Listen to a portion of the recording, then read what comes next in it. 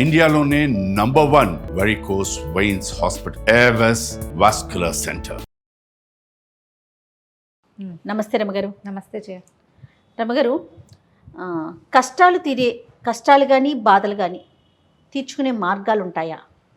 కష్టం అంటే మనకి బాధ అనిపించటం, దీని నుంచి ఎలా బయటపడాలని ఆలోచిస్తాం చూసారా, సమస్య, వాటినే కదా మనం కష్టాలు అనుకుంటున్నాం గారు.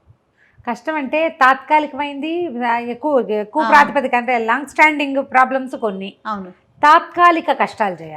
ఏమింది కష్టము? చారులోకి కరివేపాకు లేదు. ఎంత కష్టం? చాలా కష్టం, చాలా పెద్దది. చారు పొడి అయిపోయింది, కష్టం. నూనె వస్తున్నాం మూగుడులో, చటుక్కుని చేజారి పడిపోయింది, నూనె అంతా కింద పడింది, ఇంకా నూనె ప్యాకెట్ లేదు. అది కూడా కష్టమే. మనం తీసుకోవటంలో ఉంటుంది జయ. పొద్దున్న నుంచి ఎంత ఒక్క పని అవ్వలేదు అని తిట్టుకుంటాం. సమస్య, కష్టం, బాధ, ఈ మూడింటిని కలిపేస్తాం. సమస్యకి పరిష్కారం ఉంటుంది, ఓకే, బాధకి నివృత్తి ఉంటుంది. కష్టం అనేది శాశ్వతమైందా తాత్కాలికమైందా దాని మీద ఆధారపడి ఉంటుందా? ఈ కష్టాలు ఏంటి? కష్టం అంటే ఆ తల్లిదండ్రి గతించటం కష్టం, తీరదు అది ఎప్పటికీ. సంతానం గతించటం, సంపాదన లేకపోవటం లేదా ఉద్యోగం పోవటం తీరుతుంది ఎప్పటికో, కానీ కుంటుపడిపోతుంది చూడు జీవితం, అది కష్టం అంటే. ఇప్పుడు తాత్కాలిక కష్టం, సమస్య చేయి కాలింది, ఇది తాత్కాలికమైంది కాదు, దీనికి ఒక మందు వేసుకుంటాం, 4 రోజులు రెస్ట్ ఇస్తాం, సరిపోతుంది. ఇందులో తీవ్రమైన కదా ఒకటి ఉంది, ఇది విపరీతంగా కాలిపోయి చెయ్యి ఎందుకు పనికి రాకుండా మిస్ప్లేస్ అయిపోయి అన్ని బోన్స్ అన్ని కరిగిపోయి అలా అయిపోతుంది అనుకో, అది కష్టం. సమాధానం లేనిది. మనం ఏమనుకుంటామంటే జీవితం, మానవ జీవితం చిన్న వాటిని కూడా వాటిని పెద్ద వాటిగా భూతద్దంలో చూస్తాం, సెల్ఫ్ పిటీకి లోన్ అవుతాం. ఈ కష్టాలన్నీ నాకే వచ్చాయి అనుకుంటాం, ఇవన్నీ ఎప్పటికి తీరుతాయి అనుకుంటాం. తెల్లవారేసరికి కష్టం, మోడ్ ఆఫ్ కష్టం మారిపోతూ ఉంటుంది, ఏ రోజుకి ఆ రోజు కొత్తదే చేంజ్ అయిపోతుంది. నిన్నున్న ఇబ్బంది ఇవాళ ఉండకపోవచ్చు, జీవితానికి సంబంధించిన కూడా నిన్న ఉద్యోగం లేదు ఇవాళ రావచ్చు, నిన్న ఒంట్లో బాగుండలేదు ఇవాళ బాగుండొచ్చు, కానీ నిన్న పోయిన నాన్న ఇవాళ రాడు. ఆ నాన్న లేని కష్టాన్ని బతుకంతా మోయాలి మనం, వాటికి సమాధానం లేదు. దుఃఖం, బాధ లోపల కలిగిస్తూ ఉంటుంది, క్లేశం మనసులో ఉంటుంది. అది ఈ సాధారణ కష్టాలు ఉన్నాయి చూసావా, వీటన్నిటికీ సమాధానాలు ఉంటాయి. ఇందులో సంతానం లేకపోవటం, మనం ఏదో పూజో పునస్కారమో చేసుకుని సంతానాన్ని కలిగించుకోవచ్చు. IVFలు, IOFలు నువ్వే బోల్డ్ అని మెథడ్స్ చూపిస్తున్నావు, అదేదో చెయ్యొచ్చు. లేదా ఒక చంటి బిడ్డకి పెంచుకొని దానికి జీవితాన్ని ఇచ్చి అది మన జీవితాల్లో కూడా వెలుగు నింపుకోవచ్చు. బాగుంది కదా, సమాధానం దొరికేస్తుంది. వివాహం కాలేదు, ఈ సంవత్సరం కాకపోతే వచ్చే సంవత్సరం అవుతుంది. ఎవరికో ఆ వివాహం కాకుండా ఆగిపోయింది, దానికోసం నా గుళ్ళోకి వెళ్ళండి, ఈ ఊరు వెళ్ళండి, ఇక్కడ ఈ కుజదోషానికి పెళ్లి చేసుకోండి, ఇలా చేసుకోండి, అరటి చెట్టుకి ఇచ్చి పెళ్లి చేయండి చెప్తాం, ఏవో రెమెడీస్. కొంతమందికి సక్సెస్ అవుతాయి, కొంతమందికి అవ్వదు. ఇక ఆ కష్టం తీరేది కాదు. వాటన్నిటి మన జాతకాలని కావచ్చు, మన కర్మానుభవం కావచ్చు, మనదే ఏదైనా ఐడియాలజీ అయ్యి ఉండొచ్చు, రకరకాలు.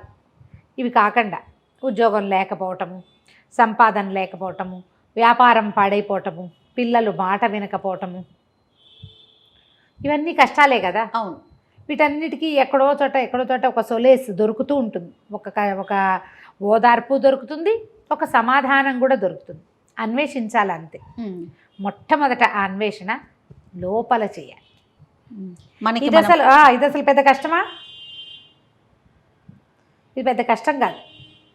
లేకపోతే పోనీ, వస్తువు లేదు బాధపడుతున్నావు, పోనీ రేపు వస్తుంది, రాకపోతే పోతుంది, వాడెవరికో అది కూడా లేదు, మనకి ఇంత మాత్రమైనా ఉంది అని నిన్ను నువ్వు సాటిస్ఫై చేసుకోవడంతో సగం కష్టాలు తగ్గిపోతాయి. ఒంటరిగా ఉంటారు కొంతమంది, అమ్మా నాన్న చనిపోతారు, ఆడపిల్లలకి పెళ్ళిళ్ళు కావు, లేదా మగపిల్లలే పెళ్ళిళ్ళు లేకుండా ఉండిపోతారు. మామూలుగా ఏదో ఉద్యోగం సద్యోగం చేసుకుని జీవితం వెళ్ళదీస్తారు, మధ్యలో నాకెవరు లేరు అనే ఫీలింగ్స్ మనని బాధిస్తూ ఉంటాయి. దీనికి సమాధానం లేదు కదా. మరి ఏం చేస్తాం?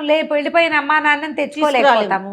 మనం ఏం చేయొచ్చు? తాత్కాలికంగా ఇతరులతోటి స్నేహం చేసుకోవచ్చు, ప్రపంచంతో సత్సంబంధాలు పెంచుకోవచ్చు. వాళ్ళెవరో ఏదో చేయలేదన్న మాట వదిలేయండి, ఇది బాగుంటుంది ఇక్కడ హాయిగా. వాళ్ళు వెళ్ళిపోయిన మాట నువ్వు ఎన్నిసార్లు అన్నా ఆ కష్టం తీరదు. ఎన్నిసార్లు చెప్పుకున్నా. ఇది బయటపడే మార్గం అంటారా? బయటపడే మార్గం ఇదే. మనం ప్రపంచంతో సంబంధ బాంధవ్యాలు పెంచుకో. తీరని కష్టాన్ని గురించి ఆలోచించద్దు. తీరగలిగే కష్టాలు ఆటోమేటిక్గా డేస్ వైజ్గా తీరిపోతాయి. కొన్నిటికి నువ్వే ప్రయత్నిస్తావు, కొన్నిటికి ఎక్కడి నుంచి అయినా సహాయం లభిస్తుంది, కొన్ని చోట్ల దైవ సహాయం లభించవచ్చు, కొన్ని కాలక్రమానుగతంగా తీరిపోవచ్చు. చతికిల పడిపోకూడదు, చతికిల పడకూడదు. నా వల్ల కాదు, నాకు ఎంత కష్టం వచ్చిందని దుఃఖిస్తూ ఎంతసేపు వెళ్ళబోసుకుంటూ ఉంటే నువ్వు ఎప్పటికీ దానికి సొల్యూషన్ వెతకవు. అదే వచ్చి నీ పక్కన నిలబడిన చూడవు, నీకు చెప్పుకోవడంలోనే ఉంటుంది స్వాత్మ ఆనందం. ఇంకా అంతకంటే రెండోది లేదు. నా కష్టాలు ఎవరైనా వినాలి ఎంతసేపు, అంతే. షేర్ చేయాలి, షేర్ చేయటం మీదే ఉంటారు కొంతమంది. వాటికి సొల్యూషన్స్ వెతుకోరు. సింపుల్ సొల్యూషన్స్ కూడా ఉంటాయి కొన్నిటికి. అవును, ఆ వైపు ఆలోచించలేకపోతే. ఇప్పుడు తీరలేని కష్టాలు ప్రతి వాళ్ళకి పెడతారు జయ, ప్రతి వాళ్ళకి పెడతారు. నేను ఎప్పుడు చెప్తాను నీకు, తెల్లవారి పొద్దున్న 9 గంటలకల్లా నేను ఇంటికి వెళ్ళిపోతాను, మా అమ్మని తీసుకొస్తాను నాతో పాటు అనుకుని నేను బయలుదేరి దిల్సుఖ్ నగర్ దాటేసరికల్లా మా అమ్మ వెళ్ళిపోయింది. ఎప్పటికీ ఈ నొప్పి తీరదు. అవునండి, ఎప్పటికీ. ఇప్పుడు దీన్ని ఎన్నిసార్లు అనుకుంటాను, నేనేమనుకుంటాను అంటే భగవంతుడా ఎవ్వరికి అక్కలు చెల్లెళ్ళు లేని జీవితాలు ఎన్నో. నాకు పైన 7 తల్లులు, మా అన్నయ్యతో పాటు 8 మంది తల్లులు ఉన్నారు నా నెత్తి మీద. మా అమ్మ వెళ్ళిపోయి వీళ్ళందరినీ నా కోసం ఉంచింది అనుకుంటా. ఇప్పుడు నువ్వు కాబట్టి ఇట్లా అనుకుంటావు, నాకెవ్వరూ లేరు నేనేమనుకోవాలి అంటావు. ఇప్పుడు దానికి సమాధానం ఏమి? నేను ఈ మాట అనుకుంటాను, దానికి ఏం సమాధానం చెప్తాం? అమ్మ వెళ్ళిపోయింది, పిల్ల ఒక్కతే ఉండిపోయింది, ఎట్లా? మిగతా వాళ్ళతో సమాజంతో కలవటమే రమ్మగారు, అంతే. దీనికి సొల్యూషన్ ఏం లేదు, దానికి సొల్యూషన్ లేదు. దీనికి సమాధానం ఏంటంటే ఖచ్చితంగా నువ్వు ప్రపంచంతో, భగవంతుడే దిక్కు. మనం వచ్చేటప్పుడు దీని ప్రతిదానికి మనం ఒక ఆన్సర్ చెప్పుకోవాలి. మనం వచ్చేటప్పుడు ఒంటరిగా వచ్చాం, ఒంటరిగా వెళ్తాం, ఒంటరిగా ఉన్నాం. ఈ ఒంటరి జీవితాన్ని మనం ఏదైనా సన్మార్గంలో ప్రయాణం చేద్దాం, సత్సంగంలోకి వెళ్దాం, 4 స్నేహితులను చేసుకుందాం. రోజు నీ కష్టం ఏకరువు పెట్టుకోవద్దు.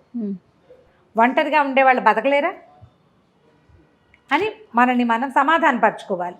ఇవే జీవితానికి సమాధానాలు. ప్రతిసారి కాళ్ళలో ముళ్ళు గుచ్చుకుందనుకో, అమ్మో నా కాళ్ళలో ముళ్ళు గుచ్చుకుందో, ఎంత పెద్ద ముళ్ళో లోపల దిగింది, ఇది చూడు ఇది పల్లేరు ముళ్ళ, ఇంకో ముళ్ళ, ఇందులో విషం ఉందా, అది నీ టీటీ చేయించుకోవాలి, అది ఇంకా చేయించుకోవాలి. నువ్వు ప్రశ్నిస్తూ ఉంటే టెన్షన్ పెరిగిపోతుంది. ఏడుపు, దుఃఖం 100 మందికి చెప్తావు, 50 మందికి ఫోన్ చేసి చెప్తావు. ఒక ఆన్సర్ చెప్తా దానికి నేను, దేవుడు ఎంత మంచివాడు. కాల్లో గుచ్చుకుని సరిపోయింది, కంట్లో గుచ్చుకుంటే కరెక్ట్ కదా. సాధారణ కష్టాలన్నిటికీ ఇట్లా మనల్ని మనం సాటిస్ఫై చేసుకోవాలి, తగ్గించుకోవాలి. ఇవందరికీ వస్తాయి. ప్రెగ్నెన్సీలు, అందులో బాధలు. 80% ప్రెగ్నెన్సీలు ఒకే రకంగా ఉంటాయి, ఒక 20 స్పెషల్స్. మన కర్మానుభవం అంతే.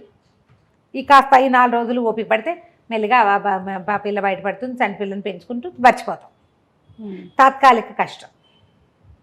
నాకే ఎందుకు వచ్చింది, నాకే ఇలా ఎందుకు వచ్చింది, నాకే ఎందుకు డయాబెటీస్ వచ్చిందంటే ఏమనుకుంటాం? నీకు చంటి బిడ్డ కంటే చింత ఎక్కువైపోయింది. పిల్లేం బాగా పెరుగుతుంది, నీ చింత పెరుగుతుందిగా అనవసరంగా. అవును.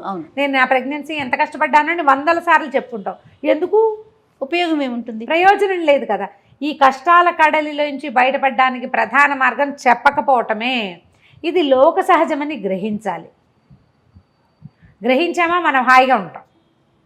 కష్టాలు తీరే మార్గం ఇక్కడ ఉంది, లోపల. అంతకంటే రెండోది లేదు. అయితే ఇవి కాకుండా, ఈ సాధారణమైన విషయాలు కాకుండా ఇంకా కొన్ని మనం డిఫీట్ చేయలేనివి, ఎంత ప్రయత్నించినా పోగొట్టుకోలేని ఇబ్బందులు చాలా ఉంటాయి. మీరు మాట్లాడుతుంటేనే నాకు అదే అనిపించింది రమ్మగారు. ఒక్కొక్కరికి ఒక్కొక్క కష్టం. అవును. దాని నుంచి ఎలా బయటపడాలి, బయటపడిపోవాలి. బయటపడటం అంటే కష్టం నుంచి బయటపడలేకపోయినా రమ్మగారు ఏమనిపిస్తుంది అంటే, మనసుకు కొంచెం ప్రశాంతత ఉంటే చాలు, ఆటోమేటిక్గా కష్టాన్ని గట్టెక్కేస్తామన్న ఫీల్ వస్తుంది కదా. వాటి గురించి ఒకదాని తర్వాత ఒకటి చిన్న చిన్న కష్టాలను తీసుకొని మీకు తోచిన సమాధానం, మీకు తోచిన రెమెడీ, సలహా అందించండి రమ్మగారు. నెక్స్ట్ వీడియోస్ అలా చేద్దాం. కొన్ని కష్టాలు, ఉదాహరణకి పెళ్ళిళ్ళు కాకపోవటం, ఉద్యోగాలు రాకపోవటం, ఒక చోట సెటిల్డ్గా ఉండలేకపోవటం, సంసార కష్టాలు, ఇట్లా రకరకాల బాధలు. అట్లా చేయాలనిపిస్తుంది నాకైతే. చేసి చూద్దాం. అంటే ఇప్పుడు కష్టానికి జయ ఎప్పుడు కూడా కొంతమంది చెప్పుకుంటే తగ్గుతుంది. అవును. ఏం మార్పు రాదు. మనకే ఒక తేలిక. ఎంతమంది చెప్పుకున్నా తేలికగానే ఉంటుంది, చెప్పుకుంటూ ఉంటాం. ప్రయత్నం చేస్తారు కొంతమంది. దైవ సహాయం లభిస్తే బాగుండు అనిపిస్తుందండి. దానికోసం ఎలాంటి మార్గాల్ని అనుసరించవచ్చు? లోక సహజంగా పురాతన కాలం నుంచి ఇందులో తాంత్రిక విధానాలు, తంత్రం అదేదో ఏమిటో కాదు, మనం చేయగలిగేవి, మనం ఒక ధార్మిక విధానాలు ట్రై చేద్దాం, కొన్ని చెప్దాం. తప్పకుండా రమ్మగారు. నమస్తే. నమస్తే.